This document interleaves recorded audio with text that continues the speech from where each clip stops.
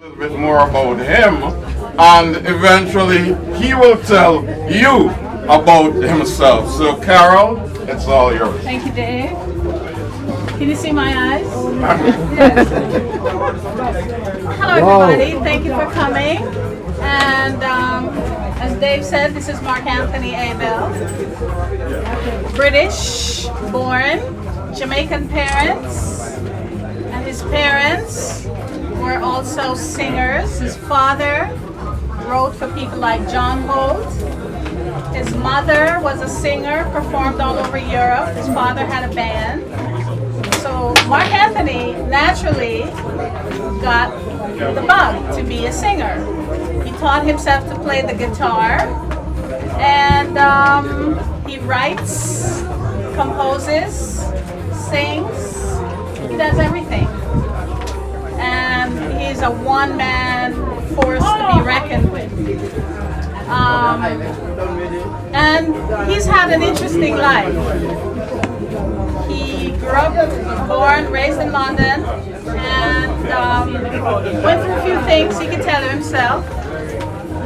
A story he doesn't like me to tell, but I'm going to tell it. He was in a gang. But he joined the gang because he wanted to protect the girls who were being raped. So he was doing a heroic job, and Mark Anthony is all about love and, doing the best he can. His lyrics tell you that. It's about what humans are to each other, what we should be to each other, which should be about love. And when you hear his music, you'll see it. He also went to school, got a master's. Excellent. In You've applied criminology. criminology. Criminology theory. Yeah. So he is a very diverse human being, a prolific writer, and an amazing singer. Mark Anthony Abel. You know what? I'm very humble, so it's all wonderful accolade. You guys have to hear my stuff, make your own judgments based on what you think of my stuff, me as a person. But I've got to say big love to Carol. You look very nicely over here, guys. You're hitting her, Mark. All I can say is I'm very proud to be here. Very proud, and I say in the sense that, see, for Americans, you guys are Americans, and this is your normal life. You go to Jamaica. When you go to Jamaica, it's your normal life. So your view of the world, from what I see, is very different from my view of the world. Because when I grew up in London, I grew up around very much predominantly, I lived in a community whereby we were the minority, a real minority. We didn't have the extended families out there. My family went from one place to maybe living in Birmingham, so we never really saw much of each other. So to have this very rich culture that you guys have, you guys are very, very privileged, trust me. And I got to say respect to VP Records for having me here today, to be able to talk to you guys. But as an artist, I've come from I saw my mum, my dad, or my mum predominantly making music growing up. And I was compelled to make music because, as far as I was concerned, seeing my mum, driving forward to make a change for us as children. And I didn't even think myself as being poor or impoverished. I saw myself as being wealthy, even though we lived on an estate. But my mum brought us up such a way. She's a Jamaican, so to her, cleanliness at home was important. You know how it is. Go to church, wear your suits. And I noticed that the other kids weren't doing that on a Sunday. So I'm like, we must be rich because we wear our nice suits, and we've got a certain way of behaving, and that decorum, and that stayed with me. It always has been with me.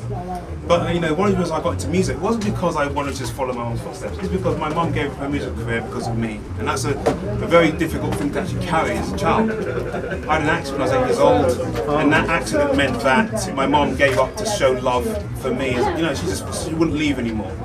So she gave up a tour. She was meant to go to Ravens to do another big tour. She gave up, and only later on she explained it to me in the sun. I was like, Mum, oh my God. So I feel very, very privileged. My family are incredibly proud to know I'm out here. I'm reaching out to people in Jamaica. I'm reaching out to the Jamaican diaspora, which many of my family members haven't got to do. And they probably were expecting me to be the last one to do it, but they never really knew me well. You know, they didn't know that I'm the one. I have a lot of love for my people.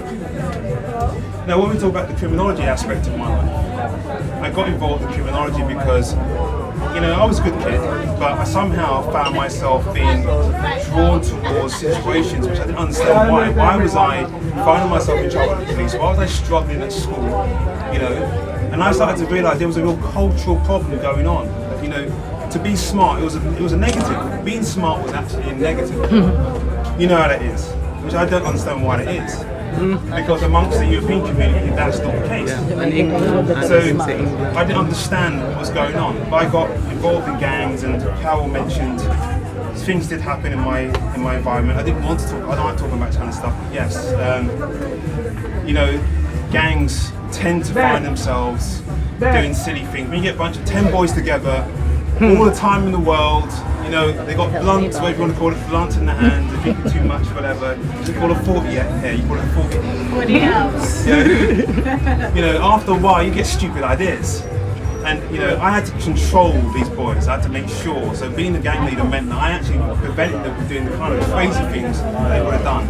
And so I'm very proud of the fact I did that, you know, and, you know, it's actually had a big impact on my life. So now my music doesn't imbue those stories, but what it does have, it has that very much that essence of love and truth and honesty and strength that I think that all music needs to have, because I believe that each generation, the new generations coming forward, as a black artist more importantly, I can't just write songs that are just going to just be wasted. I have to write songs that every single song I write, there has to be a message within that song.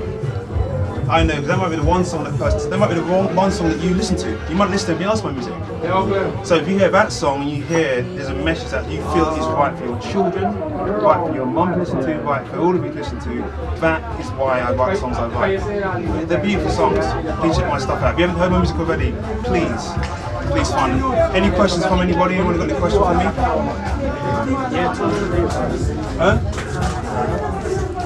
Anyone got a question? You want to ask me a question? And for who don't know, Mark Anthony's performing tomorrow at Jerkfest. What kind of music do you is it like reggae or pop? Well, the way I look at music is this. We have so much, I mentioned this before, somebody's interviewed me earlier. We have, look at the richness of reggae music we have at our disposal. Do we now need more reggae artists? What we need is more diverse artists that are able to take music into the other part of the world. Because if you may not have realised, Adele, I love Adele, I love her music, don't be wrong, but Adele they're using our music. All the artists, Ed Sheeran, they're all doing our music. Eventually, you're going to find that even this reggae, you ain't even better to do it, that's going to be taken as well. That's how I look at it. So it's very nice to have artists, black artists who are going out into the industry, who are taking all the different genres of music and creating something new. I'm one of those artists. I'm trying to innovate, to encourage younger people to coming through, to want to do the same thing, you know, get them playing instruments, get them doing different sounds, get them challenging musically with every type of genre. That's the future. And I see myself as part of the evolution of the future. Just to remind everybody, Mark Anthony is performing on the Grace Jamaican Jerk Festival tomorrow at Roy Wilkins Park. And he's actually opening the show.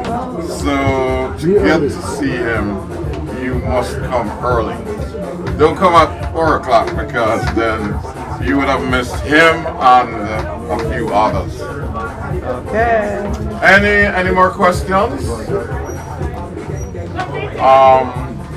Alright, if there are no more questions, That means I must have answered all your questions. I said. Yeah. If there are no more questions, then I think we have a Mark Anthony gift bag before you go that has the music and what else is there, Carol? The bio and you know the critical information, media information. So I think we'll distribute it a bit later on the outside. Oh. All right. Thanks so much for coming. Thanks so much for just being here. Anthony, do you want to say a few closing words, please?